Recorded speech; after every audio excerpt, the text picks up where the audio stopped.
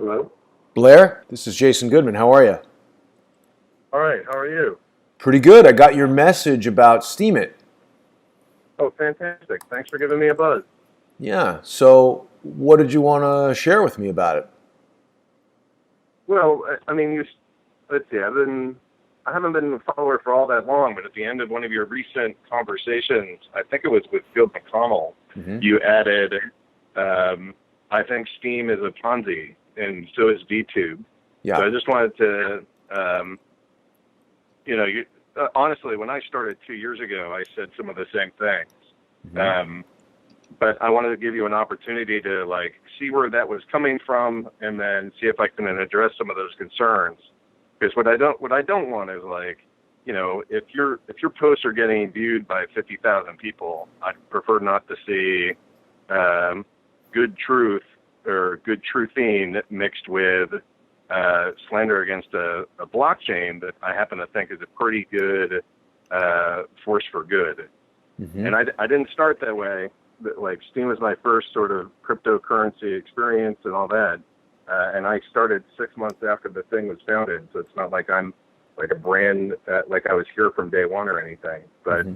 I've come to really like this place. So before I see a channel that has content that I like, kind of run around and bash this place, I figured I'd just give you a chance to ask questions. I mean, you're welcome to go bash it if after this if you still want to, but I'm hoping to provide good enough answers that you don't feel inclined to do that.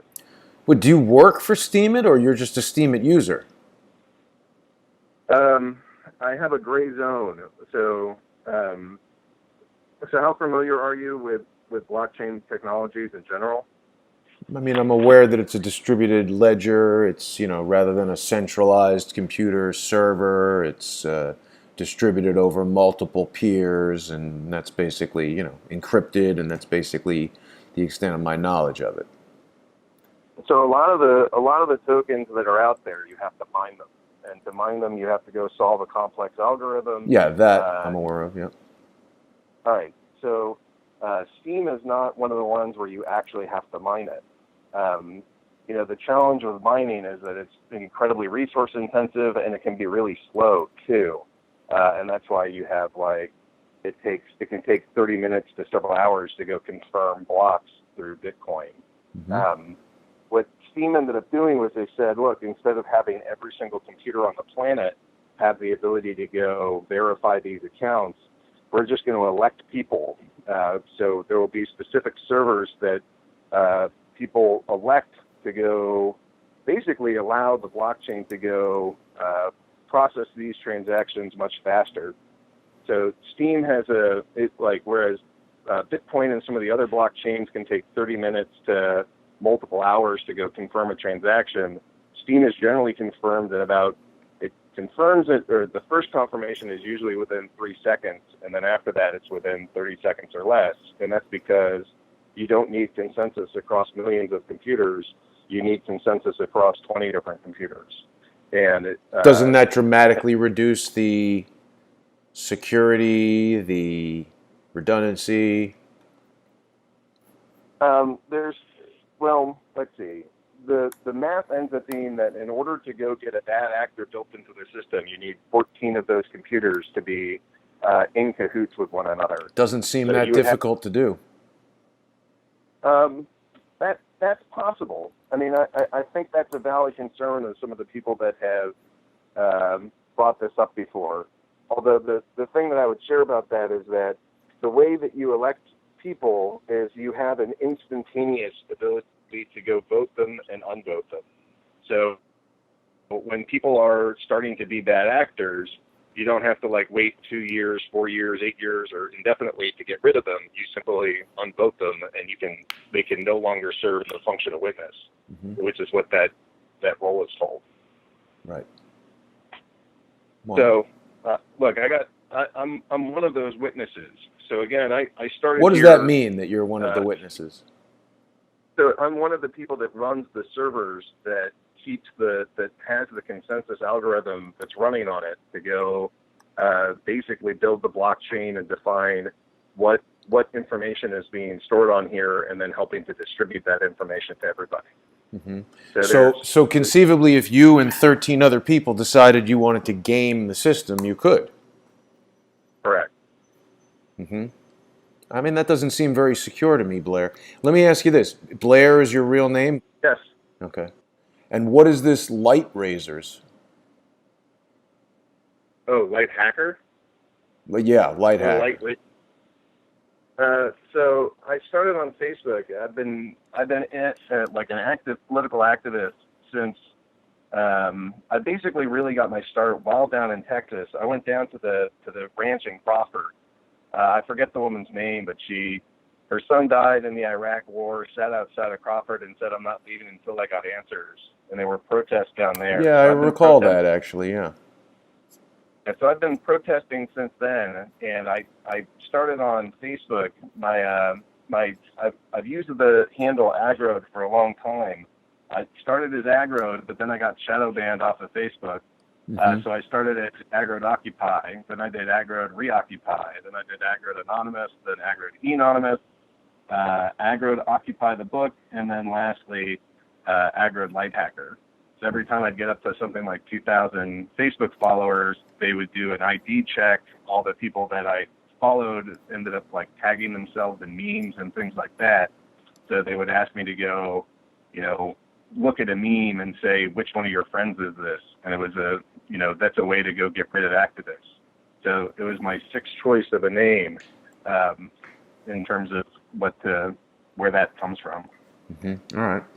And then, so this avatar that you're using on Facebook, is this the Archangel Michael, or what is this?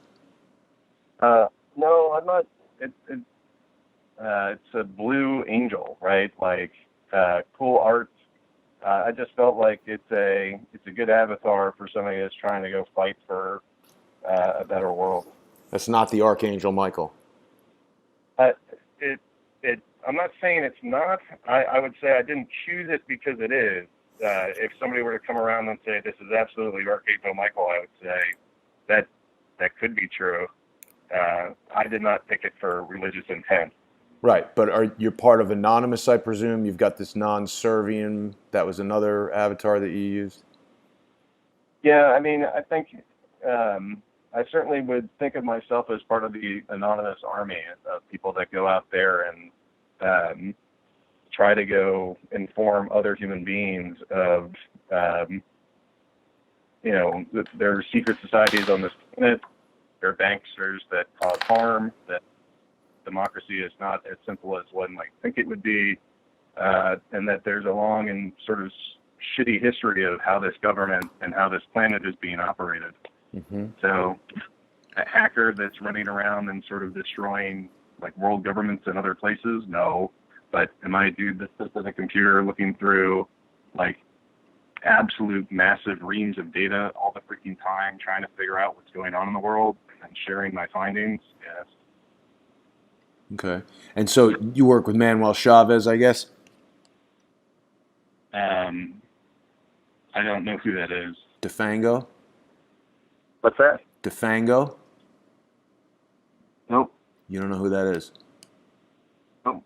You've been on Steemit for 2 years and you never heard of Manuel Chavez or DeFango? Who's the second person? Manuel Chavez or DeFango?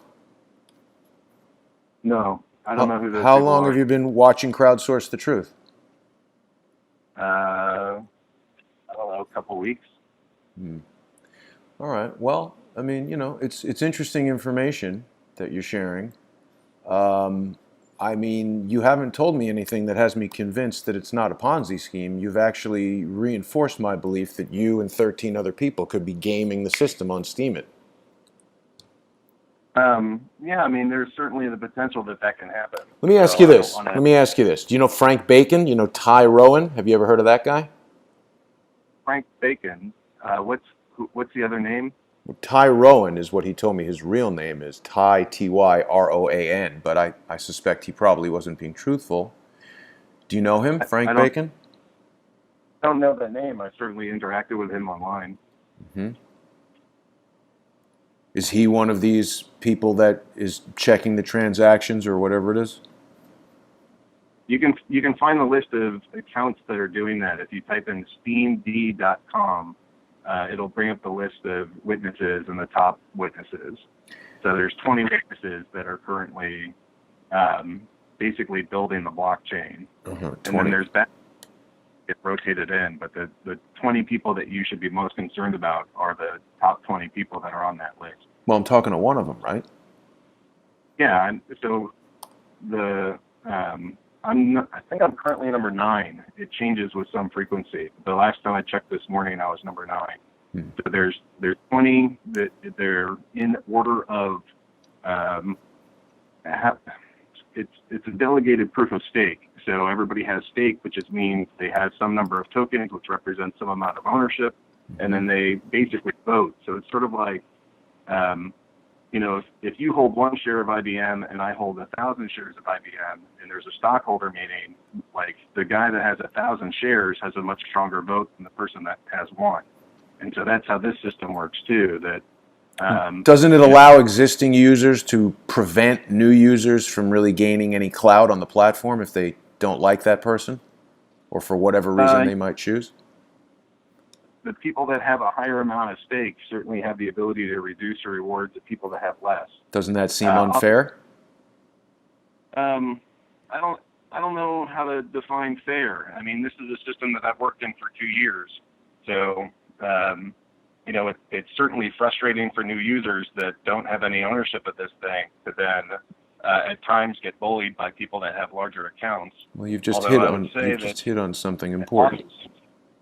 Well, oftentimes when I see people get bullied by people with larger accounts, if they are just getting bullied for we don't like your opinion, so we're silencing you, the community is actually pretty good about rallying to the folks that have been sort of flagged and get their post rewards removed or reduced. All right. Now, what about cases where someone's posting information that's just patently untrue, libelous, defamatory? This is an indelible digital record, isn't it? Yeah, you can't really get rid of things that are over 7 days old. Right. So basically, I need to rely on a community of unknown people, 14 of which could operate in collusion to game the whole entire system. I need to rely on a community of unknown, mostly anonymous people to downvote someone who has posted something completely false that says that a particular person is a Mossad agent or a pedophile or whatever. And that material can stay on the internet in perpetuity with no repercussion, no board of directors, no legal department, no ability for that individual to take civil or legal action against Steemit. Is that right? Am I understanding that correctly? Well, I'm not a legal expert, so I can't tell you what your repercussions are. You're sure you've never spoken to Manuel Chavez and have never heard of Defango? He's all over the cryptocurrency thing on YouTube and DTube, and he's quite active on Steemit. I don't know. Is that the handle that he goes by? I mean, I wouldn't know any of these people by their first names. I would know them by what their Steemit handle is. Yeah, Defango is his Steemit handle. What about Titus Frost? Do you know him? Yeah, I know Titus, or at least I know of him. I haven't met him in person. I've interacted with him on Discord a couple times, but I don't know him to any extent beyond that. So you're telling me that you're involved with the Anonymous Collective. You're a hacker. Well, you're working with or aware of or spoken with and communicated with Titus Frost. You're one of a potential group of 14 that could be gaming the system on Steemit. You're unaware of any legal process that someone who has been defamed permanently, something that I consider a new form of per se libel, indelible per se libel, something that I intend to work very hard to try to get legislation passed to incarcerate people who engage in this activity. You've admitted that you've seen multiple instances of bullying on this platform.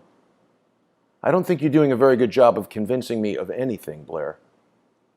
Well, okay. Well, I'm not here to necessarily convince you of anything. I mean, my point is to try to answer some questions that I'm trying to go answer. All right. Where does the money come from? How is Steemit? See, because to me, what doesn't make sense about it inherently is, like with Napster, a peer-to-peer decentralized mechanism. I understand how that works. I install the Napster software on my computer. I connect to the internet, and now I'm part of a decentralized network where I am both hosting files and able to access files. And if I add new MP3 files to the Napster network, I'm enhancing the value of that network.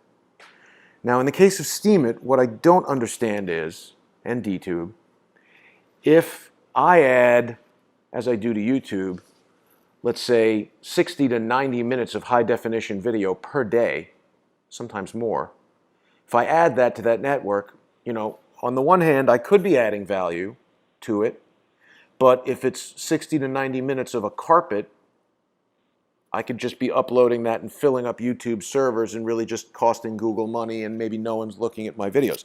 So with Steemit, if I keep adding videos to Steemit, should I be earning money from that or no?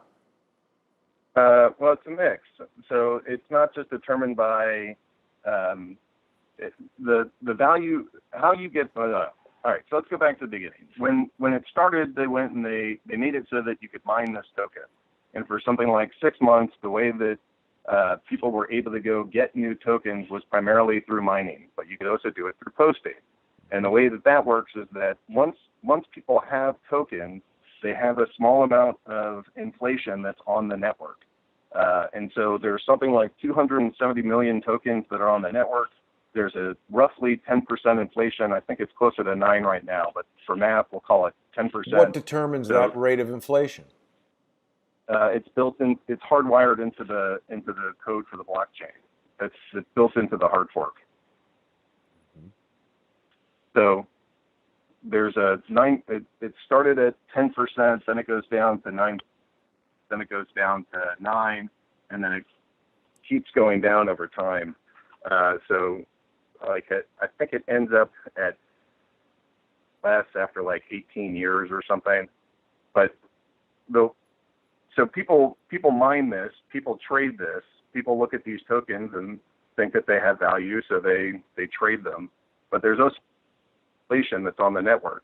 So when you upvote somebody, what you're actually doing is saying, I control this much of the blockchain because I have this much stake, and out of that inflation that's getting rewarded today, I want my portion of this to go to these posts that I like.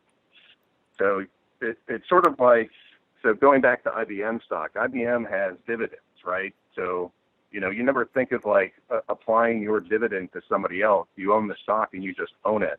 And so you would get the dividend. Here it's like, okay, well, I have this inflation, I have this dividend that's coming my way, but it's generally frowned upon to just give it to yourself. What most people have expectations of is that you will go vote for other people, and you basically are assigning the dividend that's coming your way to other posts and providing value that way. So in order for your post to get any value on the Steem blockchain, you basically need to get some exposure so that people see your content. People have to think that it's valuable, and you ultimately have to go work with some of the people that have larger stake on the network so that the amount of inflation that they can point towards your post is high enough to be a meaningful amount of money. Mm-hmm. So where do the post rewards come from? Again, we have a certain amount of tokens in circulation. It's about 270 million. There's roughly 10% inflation, so that means that every year there's roughly 30 million tokens.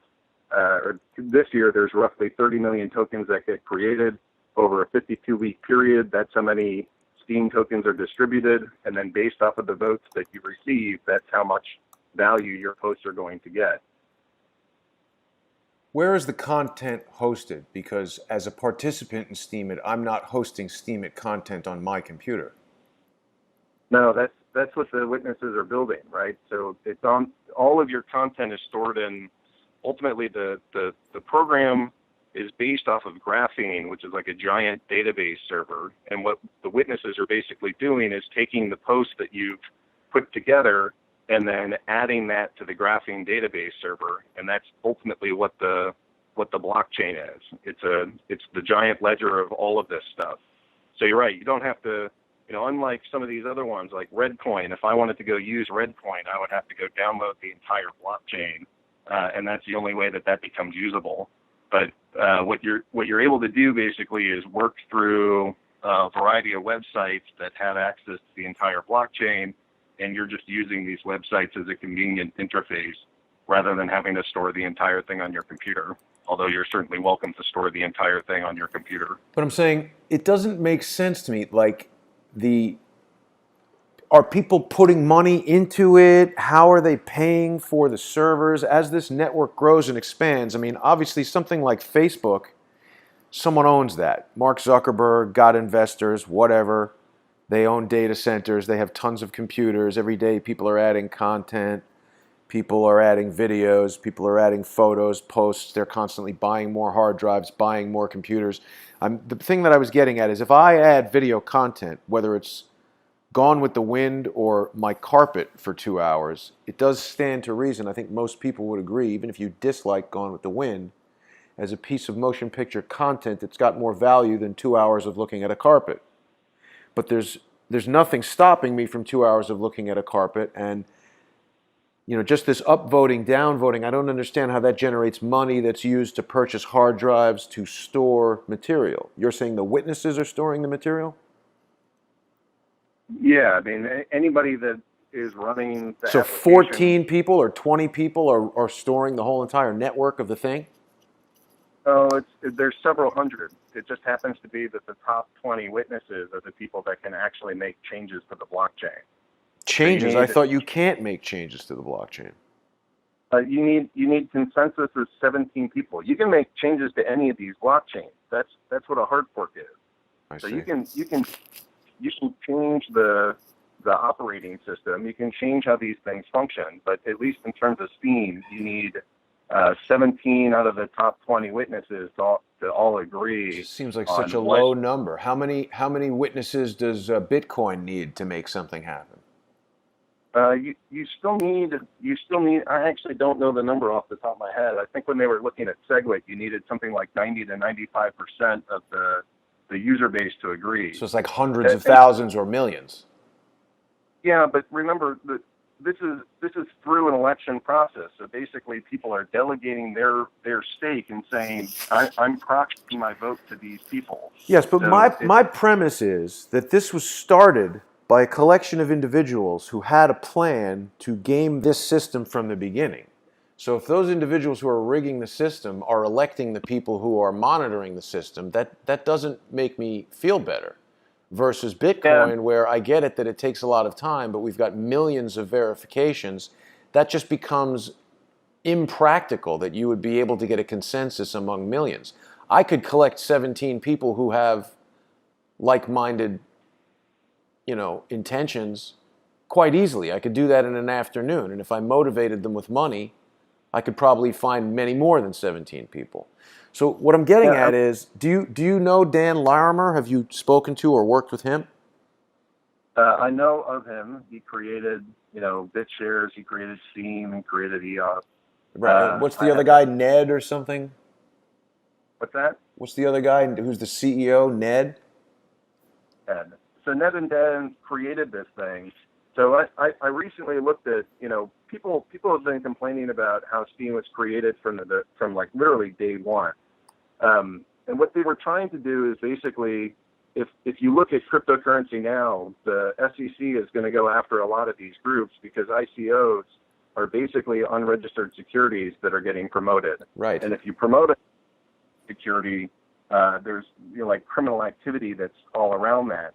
So some of these guys that have done their ICOs, and literally like each stage of the ICO, when you're doing your pre-release, your private release, the public release, that's an early where you get a bonus and then you go to the next round. Like each one of those is a separate SEC issuance of a stock issuance or something like that. So every single one of those represents a time where there's like you need to have a registered security for each and every single one of those rounds. And so there's tons of people that are in this space that have created an assload of liability for themselves because they're creating unregistered securities and then selling them, and a lot of people can get busted for that. And so one of the ways to go sort of get around that is to do this through mining. And if you open this thing through mining, and it's not like everybody owns the the tokens to begin with, and you don't issue it in like, I'm keeping 1 million and you're keeping 1 million and my buddy's keeping 1 million. If you do it through mining, then it's not considered that same sort of issuance, and so you're not under the same laws. So what they did at the very beginning of this to go avoid basically what all these other ICOs are experiencing right now is they did we in the community we call it a ninja mine. So what they did is they said, okay, anybody can mine. They did public announcements through Bitcoin Talk, and they said anybody that wants to go mine this token has the ability to go do so. But then they didn't spend hundreds of hours trying to help everybody figure out how to mine it. And so they were trying to figure out how do we issue this? How do we make it so that it's legal? How do we do it so that we can also maintain a fairly high proportion of ownership, which is what Dan and Ned wanted to do. And they figured out how to go do that legally, and it was basically a workaround for ICO laws. So part of the reason why we have this, the community has sort of a bad name because we've been called the Ponzi scheme basically from day one. Well, you've just described that they've specifically and intentionally created a workaround for laws. Well, yeah, but people do that all the time. I mean, it's not, what they did wasn't illegal. They did this in a legal way to try to go make it so that the liability of having a security, I mean, a lot of the groups that have done ICOs now have enormous personal liability. They could face jail time. I mean, the SEC doesn't tend to play around with people that do unregistered securities. So a lot of these ICOs are in great jeopardy, and so they sort of must have had a crystal ball to go look ahead and say, what these people are doing through their typical ICO is both illegal, dangerous, and adds a lot of liability. So I think that they actually made some smart choices looking at the legal groundwork that they were working with to say, well, we want to do this, we want to do it legally, how do we do this? And that's how they basically came up with this system of, we're going to start by mining, we're going to make sure that anybody that wants to mine this thing has the ability to go do so, and then they just didn't spend hundreds of hours teaching everybody how to mine, and that's not their responsibility anyways. Well, I don't imagine that they'd spend hundreds of hours teaching people to mine, but if they are legitimately hoping that people will have an opportunity to participate, they need to provide the resources so that people can at least figure it out for themselves. Did they not do that? Oh, they did that. I mean, there's plenty of different whales that are on the Steem blockchain that got there because they were mining from day one, because of Steemit incorporated. How many whales? Well, it's tough to know exactly. I would say that there's roughly 100 accounts or more that have been around from the very beginning that have more Steem than most of the others. So that's certainly more than 17.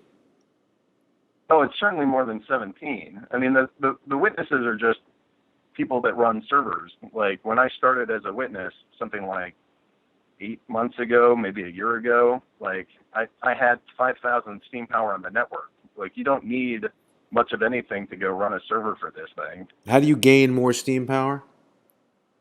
Yeah, I mean, now, after 2 years of doing this, I'm at something like 90,000 on my main account. 90,000 Steem power. Hello? No, that's correct. I heard you. So you're at 90,000 Steem power, and then you're saying, what, that people can't get more Steem power now, or?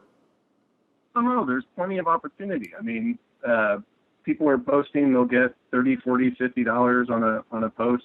You know, people that are brand new typically are making pennies. People that have been around for a while typically make dollars. And people that have, a good example is somebody like David Pakman. David Pakman is sort of this progressive, liberal, talking head on a radio. He runs radio stations. He's got a couple TV shows, does a lot of interviews, and he had 400,000 YouTube subscribers. Right. So not ago, he comes to Steem. He starts putting Steem links in his posts so that people can find him, and he's basically marketing for the network. And as a consequence of that, the people that have a lot of stakes started rewarding his posts pretty heavily. So in not that long, he went from 0 Steem to several thousand Steem because people were rewarding his content. Right. So, Well, that's one way of looking at it, but that also seems to fit quite well with my theory that these 100 whales who control enough power on the network to influence it in a variety of the ways that we've been discussing could, through a marketing network, basically identify social media influencers like the guy you've just described and, convince him through some means, either direct or indirect, that he should be on Steemit, and then reward that person when they get to Steemit to create the impression for others that, hey, look, you're going to make money here on Steemit, so you should be on there. And I presume, without, admittedly knowing all the ins and outs and details of how it works exactly, the more people that are on the network, the more demand there is for this cryptocurrency, the more valuable it will become, right? that's the general principle. You can go with the Trace Mayer put out a theory for Bitcoin that basically the social media values follow Metcalfe's law, which states when you double the number of users, you quadruple the price. I see. So from Facebook followed that model. Bitcoin seems to be following that model. The fax machine followed that model. The telephone followed that model. Right. I would argue Beam is likely to follow that model as well. And so, yes, very much so, that as you add more people to this network, the value of that token should go up. Right. Now, so let me ask you something else that might be difficult to answer. I've got, not that many, I wouldn't say that I'm a social media influencer, but I've got 55,000 subscribers on YouTube. I'm looking at a particular video here that I posted 3 weeks ago on YouTube, has 26,000 views. I put the same video on Steemit via DTube, and it's been there for 20 days, $0. Why would that be? Because you have to build a network.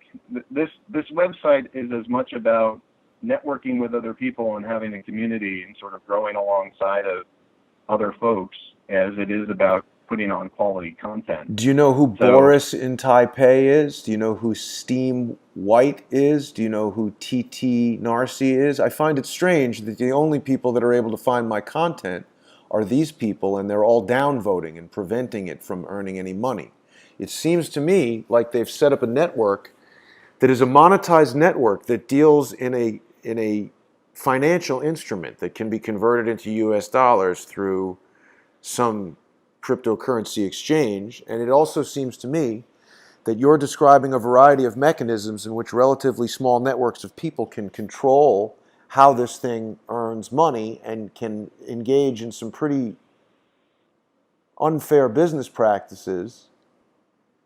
And it seems to me like a relatively small network of individuals have targeted my company on here and prevented it from engaging in fair interaction with the rest of the community.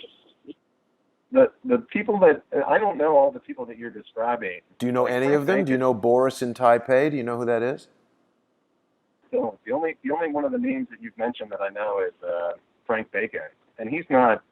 I mean, he has probably a couple thousand Steam power. He's not a major account. I mean, I think the challenge for you is trying to find a network with other people that actually have some Steam power to show, hey, I create good content. Look at the stories that I'm telling. Look at the conversations that I'm having with field. The actual challenge for me is going to be to find evidence to prove my theories, because right now you haven't opened my eyes to some revelation that makes me think that I'm wrong. And if there is criminal activity going on with this Steemit network, I'm confident that there are many people, possibly like yourself, who are unaware of that. But I'm not criminal activity. I mean, I think what you're describing is some of the challenges on the network is getting started. Getting started here is brutal. It took me 8 months. I wrote a post about how in 5 posts I collectively made 7 cents at the start. So, talking from somebody that it took me time, just like starting a brand new business. I mean, even if you have the single best content in the world, if you only have 1 or 2 followers, nobody's going to see it. Well, it seems I've got about 6, but they all are consistently downvoting the content. It's quite interesting. I can't explain why they're doing that. But again, none of those people I are can. like, what's that? I can. Why would six people randomly be downvoting you? I And didn't none of say it whom was are. random. I didn't say it was random. Let's talk for a minute about DTube. Who runs DTube? Okay. Is it directly connected to Steemit, or is it a separate thing? Well, it's a decentralized app that's running on top of the Steam blockchain. And Mhm. I don't know the person's real name, but they go by the handle Heimendanger. And So they this is they another issue are that I have with these large public-facing companies that are run by anonymous people. What happens if someone puts a video on DTube that defames me, that accuses me of crimes that they use to generate false evidence to try to implicate me in a crime? I think that this is an anonymous network that has at very least been infiltrated by criminal conspiracies, that is operating very effectively to do damage to their enemies, to give rewards to their friends, to act in a collective manner, in part in the ways that you've described on this phone call. And I think it's got some real serious problems that need to be looked at. If yeah. you've got the So I'm not. ability to put me in touch with Dan Larimer or Ned, whatever his name is, I'm going to ask for you to please do that. You haven't said anything on this call that makes me believe anything other than you are an industrious individual who wants to utilize this platform to succeed. But at the same time, you haven't changed my opinion that I feel like there are multiple indicators that at very least there are people with criminal intent operating within this network, and there are many shortcomings in it that allow them to flourish. There are certainly shortcomings to the network. So I'm trying not to sugarcoat anything and just trying to have an honest dialogue No, with no, you and I about. appreciate that. I appreciate that. If you can put me in touch with Dan Larimer or the other principals at the company, I'd love to hear about that. I'd love to do that. I'm very curious to know how this network is able to scale. You know, it's an interesting thing because I've posted one, Oh, two, three, four, five, six, 7 videos on DTube. When I first went on to DTube, no, sorry, there's more. Some of them have been hidden due to downvotes, which is so did interesting. they explain why they were downvoting? Some of them did. Let's take a look.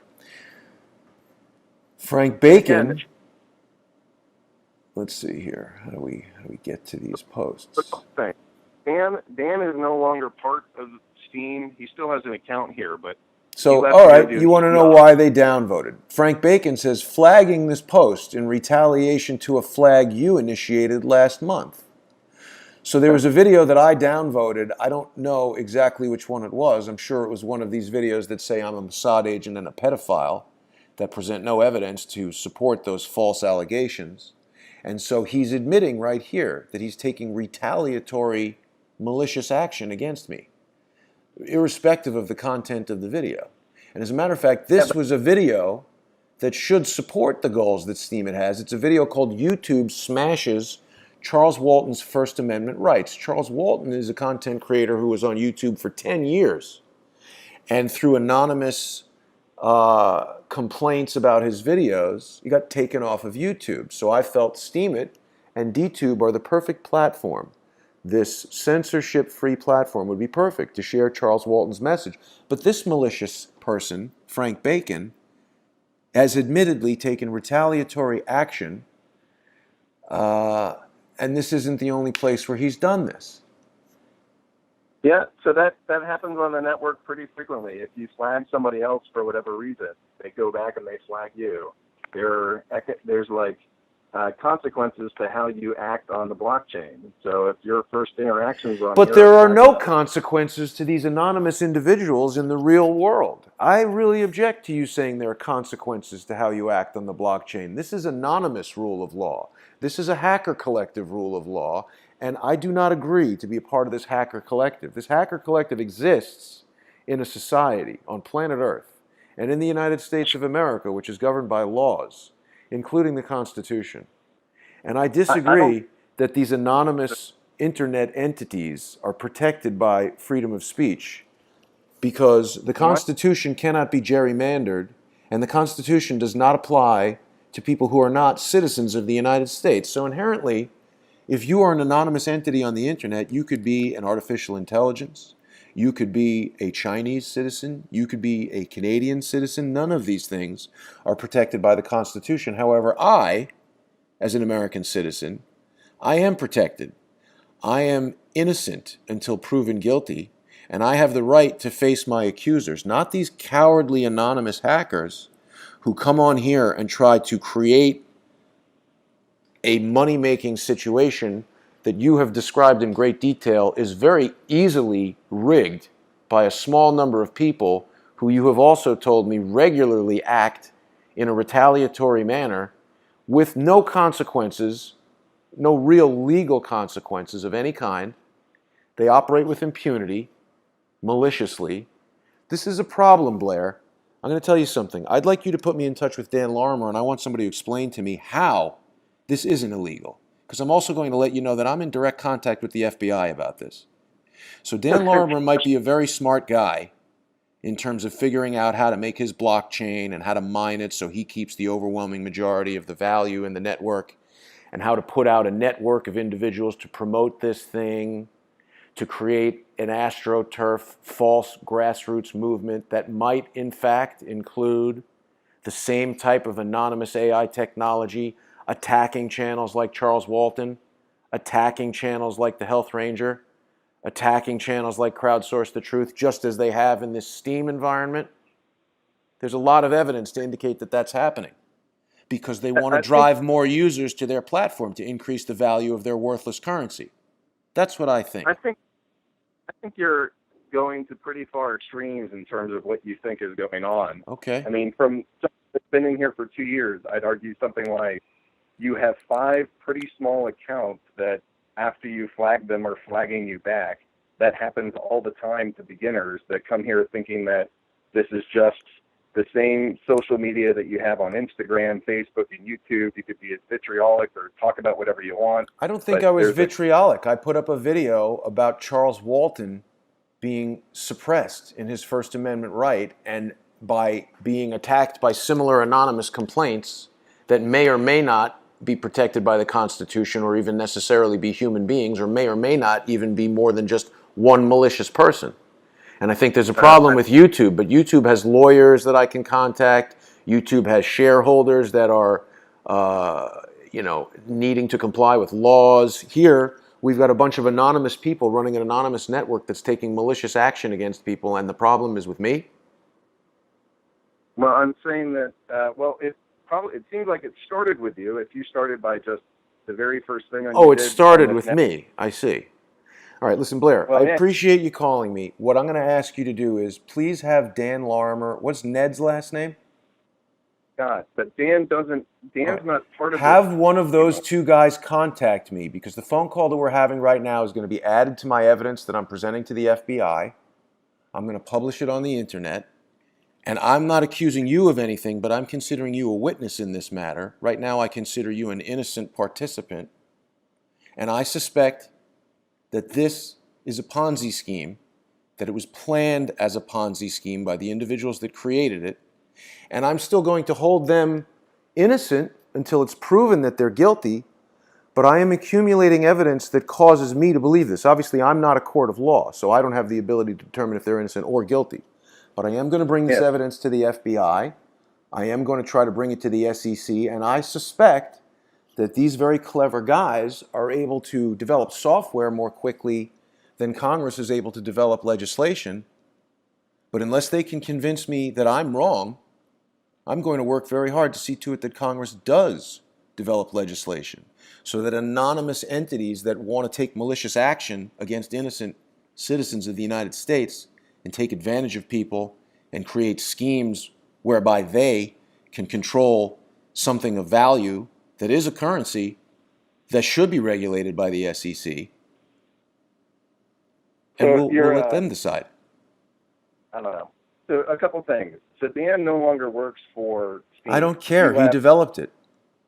Great. So the best way to go contact him is through his Telegram group that you can find on eos.io or something. I actually think that the best way for me to contact him is going to be for the FBI to ask him these questions if he doesn't want to answer them. Because I'm not getting into Telegram. I sent the guy an email. I tried to find a phone number for him.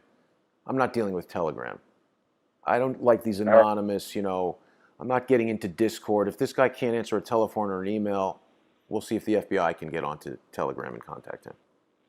Yeah, I mean, I think you're barking up the wrong tree because I Why do don't you think think you're going to that? end up with a giant Ponzi scheme. I think that they did things legally. They did it by the book, and ultimately, what ended up happening is that it you like come to a platform where you don't understand the culture, you attack other people, and then they No, didn't no, no, welcome your no. First content. of all, I didn't attack other people. I downvoted a video that had It's exactly slanderous and libelous information about me that was totally untrue, that's allowed to proliferate through this network because it encourages anonymous individuals to do whatever the hell they want without any repercussions, because there's no way to identify these individuals. It's very difficult to get in touch with the people that control this network. And there's a network of operatives, salespeople, whatever you want to call them, who are out in the world promoting it through a variety of methods that I find unethical. And I'm not in law enforcement. Sorry? The challenge here is that the things that you're fighting are also about free speech. That the ability to No, go you're say what wrong. No. you want It to is get not not covered by free speech for you to proliferate false criminal accusations that are unvetted, unsupported by evidence. That's not free speech. Free speech doesn't mean you can say whatever the hell you want. I can't go publish an article in the newspaper publicly that says that Blair is a bank robber, a schemer, and a criminal. That is per se libel. That is a civil tort. And if I assemble a network of operatives to call you and give out your mother's phone number on the internet and come to your house and publish your home address and call you a faggot and a fucking Jew in posts that can't be dealt with, that's harassment. And that is a crime. Okay? Yep. So I want you to do a little more research and figure out which side of this you're on and help me Well, get in front of it and figure out that I am actually wrong, because there's some serious problems with this network that need to be addressed immediately if these guys don't want someone with more authority than me to investigate it. no, I mean, they're certainly welcome to go investigate. I think that they're going to find I'm there's going to glad be that the the same. FBI has your permission to investigate it, because I'm going to bring everything I know about this to their attention, and I'm working very hard to learn as much as I can about it. Tell me what you think about Tone Vay's evaluation of Steemit. He thinks it's a Ponzi scheme. I've heard him. Well, he's a Bitcoin maximalist and seems to hate everything that isn't Bitcoin. So I follow him at times. I haven't seen him say that Steam is a Ponzi. Although I can't that believe that doesn't. you've been so active in Steemit for 2 years and you don't know that this guy has been calling it a Ponzi scheme and debating Dan and Ned. I find that difficult to believe. Well, uh, I'm not saying that I disagree that he's saying it. I haven't personally seen where he said it. But I mean, I like Tone. I mean, it's frustrating that he would say that about this network, but that's people come to this place if they don't have a good experience every time, and it's hard to get started here, and so people say it's a Ponzi and leave. That's actually like a pretty typical starting challenge. Mm-hmm. You know, that happens. What kind of work did you do at BBC Earth? I did not work at BBC Earth. You can't, like, the Facebook profile is just filled with silly things at times. Why are you putting misleading things on your Facebook page, telling people you worked places that you didn't work? What was your role at Tesla Nova? I worked with one of the founders of that thing. It's a Facebook group. So why are you mixing legitimate work experience with illegitimate work experience? BBC is an internationally known. It seems to me that you're falsifying your credentials here. For what purpose? I can take that off. It doesn't Well, matter. I'm not imploring you to take it off. I'm just curious why you're misrepresenting where you've worked. It's something that I did like 8 years ago, and it's part of like going through multiple Facebook iterations of just, I don't know. Putting Somebody sent fake me. job experience on there is part of. I don't understand. No, what it was trying to get to be friends with certain people at a time when Facebook was shadow banning people. So by fooling them into thinking that you worked at the BBC, that's how you try to become friends with people? I mean, please don't jump to as many conclusions. I'm asking you questions. Why would you put that there? The way that look, you're going back 6 years in my memory, but the way that worked was that at some point somebody was trying to verify, did I work at this place that other guy worked? Because if I didn't do those kinds of things, What other guy? What other guy?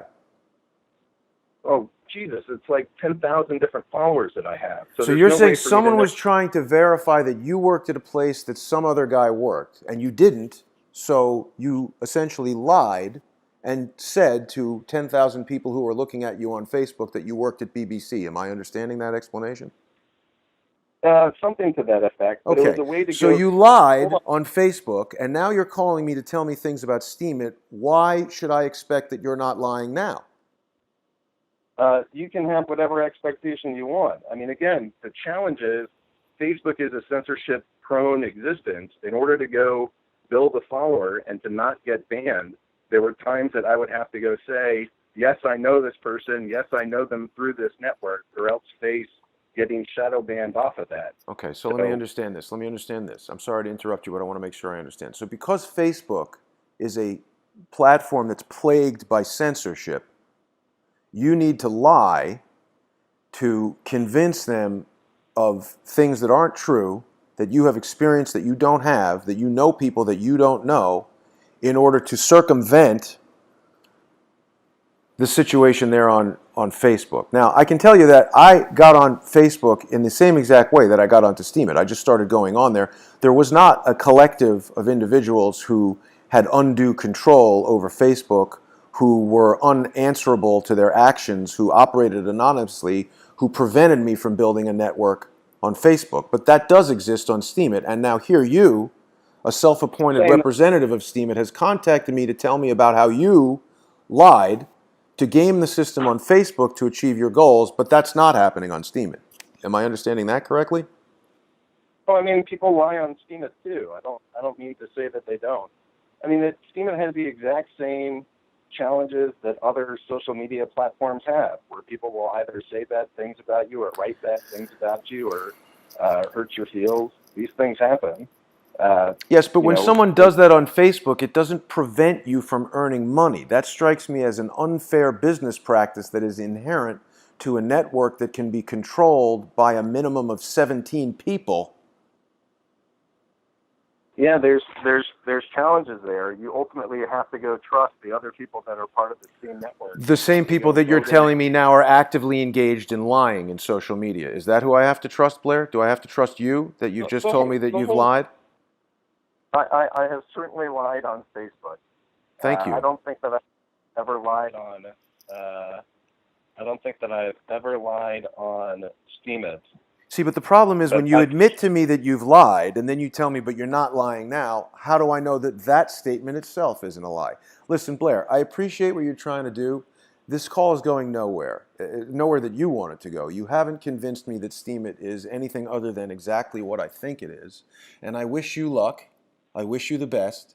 I will publish this phone call because you've given me valuable testimony that's going to be important in my ongoing investigative journalism investigation of this, the results of which will be shared with law enforcement if law enforcement, well, irrespective of what law enforcement determines, I'm going to share this. It's up to them whether or yeah, not there are crimes happening and they'll investigate and they'll do anything. I can't say that they will. And this is not a threat in any way. I'm just letting you know what I'm going to do. yeah, I had no expectation otherwise. I've just tried to give you the best answers I can. I appreciate that. I think you've gone off the deep end, getting flagged a couple times and thinking, oh God, this is what No, I people think should you don't do. understand the full extent of what I'm describing. I'm not going off the deep end from getting flagged. I've identified that the people doing the flagging are people that are taking action against me in the real world, action that I believe rises to the level of criminal action. They have warned me that harm would come to me if I proceeded in doing what I'm doing, which includes investigating this network that they are trying to protect. And Who's that way? I've spoken to you about all of these people during this phone call, and once it gets published, probably on I Steemit, don't. although it's interesting because DTube no longer allows me to post videos. It's very strange. This anonymous person that you've described, that no one knows who he is, could possibly, like you did, identify that I'm speaking badly of the beloved Steem blockchain, and perhaps has now prevented me from uploading videos. But because that person is anonymous, because there is no technical support, even email, no way to communicate with this company or this anonymous hacker collective or whatever it is. Not an anonymous collective. It's I not. actually It's not an see it. anonymous collective. Is it a group of people who are operating on there under anonymity? It's pseudo-anonymity, right? Like every single action that I've ever taken on this blockchain, you can all turn that back and say, this is what Agra How can I posted, this find is out what... who Frank Bacon is so I can serve him with a civil lawsuit or I bring the don't attention find, of the authorities to the fact that he's called me and threatened me? How do I find out who Frank Bacon is from the blockchain? well, you can't find out directly who he is from the blockchain, but you know that every single action that Frank has taken on the blockchain, it's all recorded in a public ledger. So if Yes, he's but he threatening you... enters the first time he comes in the door. He's behind some anonymous identity. So I can see everything that this anonymous identity did, but I don't need to see everything that he did. I only care about the things he's done to me. But the fact is, this network creates a degree of protection for those that want to act anonymously, even if their actions are malicious, and it offers no protection for those they would act against. That's a Uh, problem. there's This there's is a certainly some harassment network, Blair. That's what it is. it's And a it harassment. might, in fact, be a racketeering, influenced, corrupt organization because through that harassment, these individuals are able to prevent others from earning money and themselves earn money. There are a lot of serious concerns here. If you've got the ability to reach Dan Larmer or Ned, whatever his name is, please do and ask them to contact me. You can give them this number. You can give them my email address. I appreciate you reaching out. I don't mean to sound angry, but I am angry. Yeah, you sound it. I mean, I think you're just having a rough start to the network. But Yeah. uh, I I, think if you you think know, that, you don't understand the full extent of what's gone on, or you're trying to convince me of something that's not accurate. So well, I'm I gonna mean, err on the side of presuming that you're innocent because I have no evidence to prove that you're guilty of anything, and you seem like a nice guy who is trying to make an effort at earning money and expanding his social network here on Steemit. well, and also thinking that other people can do the same. I mean, there's thousands of people that have started on here with absolutely nothing, and then been able to go put together, I don't literally dislike like Steemit because people. it's blocking me. I dislike Steemit because I think it's an unfair system that was rigged from the beginning, that's being controlled by a small group of malicious individuals. And you've just described to me a way in which those individuals, even if they don't own and didn't create the network, could very easily infiltrate it, influence a small group, and essentially take control of the thing. Yeah, Why that would the that is creators allow something like that to happen so easily?